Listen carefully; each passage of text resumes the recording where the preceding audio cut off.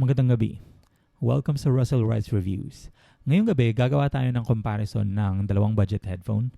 Literal na budget headphone, wala pang 1,000 isa. Parehong made in China. Ito ay ang Zero mula sa Tanch Gym at ang Quarks mula sa Moondrop. Kasama sa category na ito at sa price range na ito ang Linglong mula sa Knowledge Zenith o mas kilala sa pangalang KZ. Pero naisip ko wag na isali dahil pangalan pa lang Linglong para tayong niloloko at pangalawa dahil KZ. Mula ito sa KZ, malaki ang chance na niloloko lang talaga nila tayo. Pero saling ket-ket sa review ito ang Monk mula sa Venture Electronics. Okay, saling ket-ket. Dalawang dahilan kung bakit. Una, yung Zero at yung Quarks, parehong in-ear monitor na bullet type. Itong Monk, earbud. Okay, pangalawang dahilan, wala kasi akong maikwento tungkol sa Monk na makakapuno ng isang video. So, naisip ko na isama na lang siya dito. Okay, visual inspection, Tanch Gym Zero muna. So, gaya ng sinabi natin kanina, bullet type IEM.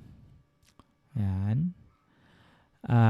Angled yung nozzles. So, hindi siya diretso. So, medyo angled siya. Ito yung version na may mic. So, yung mic nasa kanang earpiece. Yung kanang earpiece, alam mong siya yung kanan dahil, ayan, may anghel. Tapos, sa kaliwang earpiece, may nakasulat na, hindi makita sa camera pero may nakasulat na Zero. Driver size, 10mm. Ang impedance, 32 ohms. 118 dB ang sensitivity. Ano ibig sabihin nun? Well, madaling pataasin ang volume. So, malakas. Malakas siya. Nakalagay sa specs, yung kable ay 1.25 meters. Pero nung sinukat ko, 1.1 lamang ito. Hindi ko alam kung mali sila o scammer yung nagbenta sa akin ng tape measure. Non-removable cable. Well, expected naman yun sa presyo niya. So, ayan, non-removable siya. Pero mukha namang matibay. Na-maintain yung shape. So, hindi masyadong issue yung tangles. Okay. Ito yung karton. Lakas ng ilaw natin. Ayan. May anime art sa harap, sa likod, specs, tsaka frequency response graph. Sa loob,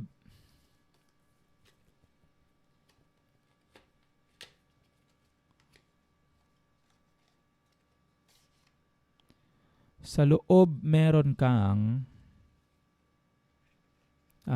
spare ear tips. Ayan.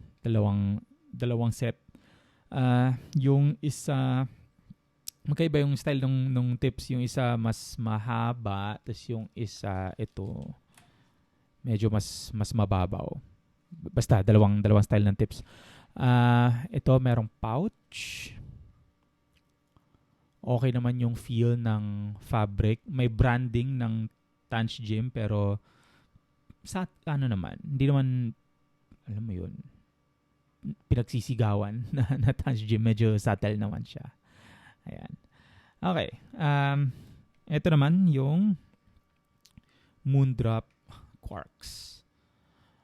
Okay. So, hindi kagaya nung Tanch Gym Zero. Yung Moondrop Quarks, diretso lang. Ayan, diretso lang. Kumpara sa Tanch Gym Zero na, ayan, angled. Ayan, medyo nakabaliko ng konti. Ito, straight lang talaga yung Moondrop Quarks. Ang driver ay 6mm. Micro driver ang tawag nila. Ang impedance, 16 ohms, 116 dB ang sensitivity. Kayang-kaya i-drive ng cellphone pero hindi kasing lakas ng Zero yung output at the same volume. Pag-usapan natin yan mamaya. Sa kanang earpiece, nakasulat ang letrang R. Masyado maliit, hindi makikita sa camera pero may R dyan. Sa kaliwa, letrang L na kulay itim. So yung letrang R sa kanan kulay pula. Nakapatong sa mga letra ang tatlong bilog. Gaya nito. Ayan.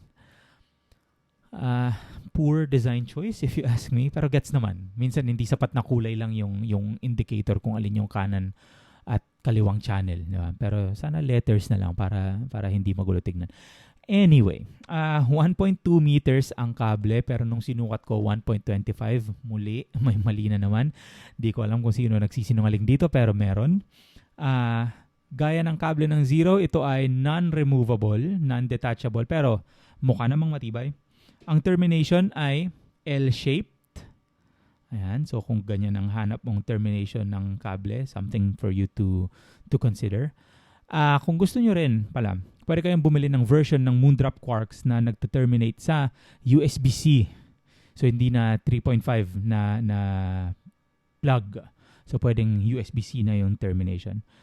Gaya ng kable ng Zero, ito ay parang, tangle resistant naman. Okay, ito yung karton. Mas understated siya. May konting branding dyan. Tapos, sa likod, specs tsaka frequency response graph din. Nung una kong nakita, naisip ko, okay, walang anime art Nasa loob pala. So, nung binuksan ko, okay, so ito makikita mo. So, dyan nakalagay yung IEMs. Sa loob, meron kang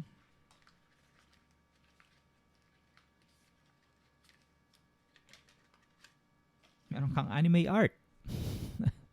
So, meron din yung Moondrop. Meron ding spare ear tips, iba-ibang size. Meron kang manual siguro to, pero wala akong maintindihan. At meron ka ring pouch na okay din naman yung feel ng fabric. Okay. So, Moondrop Quarks, Tangem Zero, ngayon. Ay, isa pa pala, nakalimutan ko. Kasama pala sa na binibigay ng Moondrop ay itong cable organizer na to na Velcro.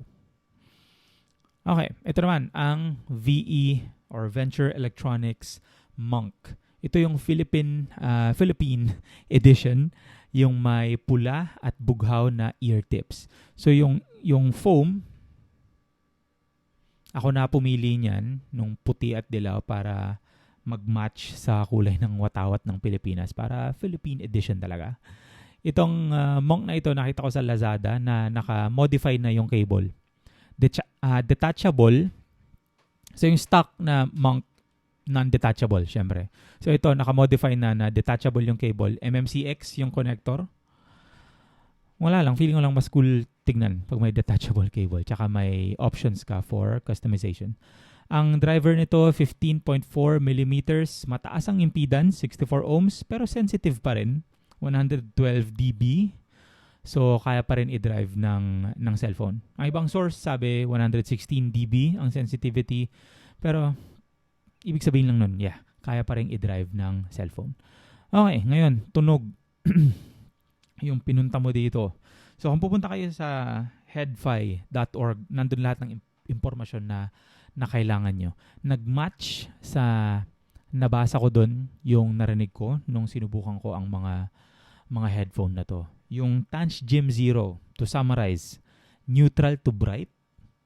Yung Moondrop Quarks, neutral na nakafocus sa mids. Yung Monk, V-shaped para sa akin. Marami kasing reviews na nagsasabi na okay daw yung mids ng Monk. Hindi sa akin highlighted talaga yung bass saka treble at medyo lubog yung mids. Okay. Nabanggit na rin naman natin yung bass. Simulan na natin. So dito sa VE Monk, surprisingly kaya niya mag-produce ng maraming bass.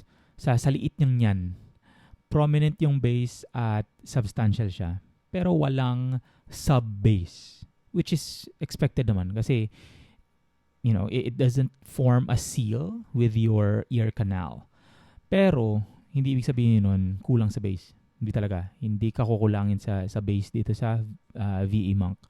Kapag nilagyan mo ng pressure sa tenga mo kapag nakikinig ka, gumaganda pa siya. Pero, syempre, wala namang ganito makinig sa atin kasi hindi naman tayo ungas. Naisip ko lang na banggitin lang. So, pag pinrest mo pa sa tenga mo, makikita mo na, maririnig mo na capable pa siya ng, mas marami pang bass. Yung Quarks, okay ang bass. So, dahil, silicone tips, sasaksak mo sa tenga mo. So, nagpo-form siya ng seal sa ear canal. So, ito, ramdam mo yung sub-bass, yung wala sa Monk. So, meron siya. Pero yung bass dito, hindi siya highlighted tulad nung sa Monk. May bass lang, nandun siya sa background where the bass should be. Okay? So, hindi ka rin kukulangin sa bass. May presence, nandun naman siya. Okay. Yung Zero, yung Tangent Zero, mas ma-bass to kesa sa Quarks. Para matapatan ang bass nito, kailangan mas malakas yung volume nung Quarks. Pero, gaya ng Quarks, hindi rin forward yung bass. Nasa background lang din. May presence, pero hindi in your face. Yung sub-bass, rinig na rinig dito. Mas rinig kesa sa Moondrop Quarks. Halimbawa dun sa kanta ng Avenged Sevenfold na Scream. Kasi sa 5-second mark nung kantang yun, kasabay nung dalawang unang bass drum, meron dun malalim na bass kasabay nung bass drum. Hindi lahat ng headphone kayang i-reproduce yun. Dito, madarama mo siya. So, it can dig deep sa bass. Itong Tangent Zero. Okay. Mids. Kagaya ng nabanggit natin kanina, lubog ang mids ng Monk. Kaya minsan medyo hollow ang tunog nito. It's not a deal breaker. Pero tama, it's not a deal breaker kasi usually naman wala tayong paki sa mids. Sa Quarks, yung mids prominent. Sa maraming kanta nangingibabaw yung vocals at mga gitara at malinaw ang presentation. May weight, may bigat. Never magtutunog manipis. Yung mids sa Zero, prominent din pero hindi kasing kapal o kasing bigat nung mids ng Quarks. Ito yung bass, yung mids dito medyo manipis at feeling ko mas focused lang sa upper mids at feeling ko dahil doon medyo shouty minsan. Ngayon ko lang naintindihan yung shouty halimbawa sa kanta ni Amber Rubarth na Just Like a Woman, sa 1 minute 49 seconds, may parte doon na nagulat ako kasi bigla talagang lumakas doon sa part na she aches like a woman. Pagdating doon sa salitang aches, ang lakas talaga na for sure sa recording malakas siya pero hindi ko na-experience yung ganong elevation sa iba kong headphone. At yun, feeling ko yun yung ibig sabihin ng mga reviewer pag sinasabi nila yung shouty yung vocals. So medyo elevated yung vocals at I don't know na overemphasize ganun. Isa pa napansin ko sa Zero. Rinig na rinig yung mga daliri sa gitara kapag nagpapalit ng chords, lalo na dun sa first verse ng Don't You Remember ni Adele. Rinig na rin talaga siya, prominent. So, yung mga ganong details yung naha-highlight. So, prominent yung mids, na-highlight yung ganong details at medyo shouty. Okay, treble. Sa Monk, prominent ang treble. Highlighted yung hi-hats tsaka yung cymbals. Pero, hindi ko matatawag na magaling yung presentation. Sa Quarks, easy lang yung treble. Parang kung nasan lang din yung bass, smooth, hindi fatiguing, pero hindi rin kulang. Sa 0, prominent din yung hi-hats tsaka cymbals. Energetic talaga yung tunog. Yun yung yun yung first impression ko din nung pinakinggan ko to. Parang talaga siya, exciting, energetic. Kung gaano ka-highlighted yung mids, nasa same level yung treble. Tignan nyo yung frequency response graph. Di ko alam kung kakayanin ng camera at ilaw natin, pero ito siya. Ayan. So makikita nyo, may elevation, di ba? Ayan o. May mataas na part. So yan yung region ng mids. Tapos, dito sa treble region, ayan, ito yung pinakadulo ng graph, may dalawang peak. So dyan siguro nanggagaling yung energy, dyan siguro nanggagaling yung sparkliness nung treble. So mataas yung region, mataas yung graph sa may mids, tapos may dalawang peak sa treble region. Nung bata pa ako, ganun yung gusto kong tuning ng headphones, yung treble na excited, may sizzle. Pero ngayong matanda na ako, di na masyado. Mas gusto ko na ngayon yung clarity kesa sa energy. Okay. Soundstage. Sa Monk tsaka sa Quarks, wala. Itong 0, may airy quality yung music. So medyo parang outside your head. May konti. Hindi malaki, pero may konti. So, ito lang yung masasabi kong may soundstage sa tatlong to. Sa Fit naman, okay lang yung Monk. Napakadaling ilagay sa tenga, napakadali ring alisin. Allow me to demonstrate.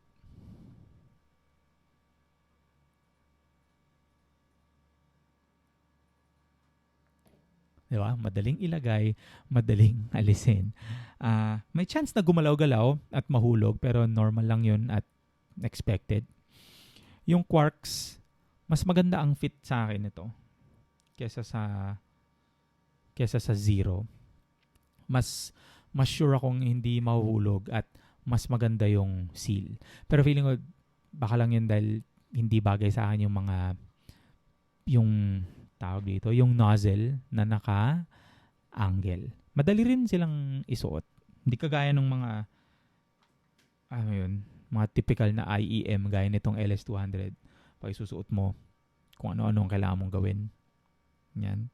So, itong Quarks, isang lagay mo lang, tapos konting tulak, okay na. So, meron ka ng seal.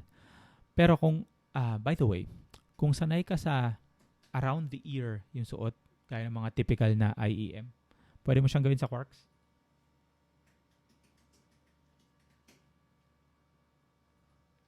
Ayan. Medyo weird lang itsura, pero pwede kung yun ang nakasanayan mo. So, maganda yung fit nung 0 tsaka nung Quarks sa akin. Mas prefer ko lang yung fit ng Quarks. So yun nga, pwede mo rin yung Quarks specifically, pwede mo rin suotin na cable up. Okay lang yun. You can try. Hindi ka aarestuhin ng mga audiophile police. Sa isolation, syempre, walang isolation yung Monk. Obviously, by design, walang isolation. Yung Quarks tsaka yung 0, parehong good ang isolation. Pero, rinig mo yung background noise ng konti kapag walang music. Pero pag may tugtog na, wala ka na ibang maririnig. Pero, good lang ang rating ko doon. Hindi ko sila mabibigyan ng excellent kasi yung rating na excellent, reserved siya dito sa Shure SE215. So ito talaga ang kampiyon pagdating sa noise isolation. Pwede ka talagang masagasaan pag gamit mo to. Okay, last point, power requirement. So sabi natin kanina, lahat sila kayang i-drive ng cellphone. Pero may pagkakaiba pa rin sila sa akin pagdating sa tamang volume. So sa 0, okay na ako sa 8 out of 16 na volume setting sa iPhone. 8 out of 16, okay na. Very sensitive, malakas na. Sa sa Quarks. Okay. 9 to 10 ang volume settings ko sa iPhone pag Quarks yung gamit. So, mas sensitive yung 0. Kasi, yun nga, konting volume lang, sapat na yung ingay. So, ito, bakit kailangan niya ng mas malakas na power? Siguro dahil maliit yung driver. 6mm lang to eh. Itong 0 kasi 10mm yung driver. Pero teorya ko lang yun. Baka alam niyo yung sagot. So yun, mas malakas na volume, na power ang kailangan ng Quarks.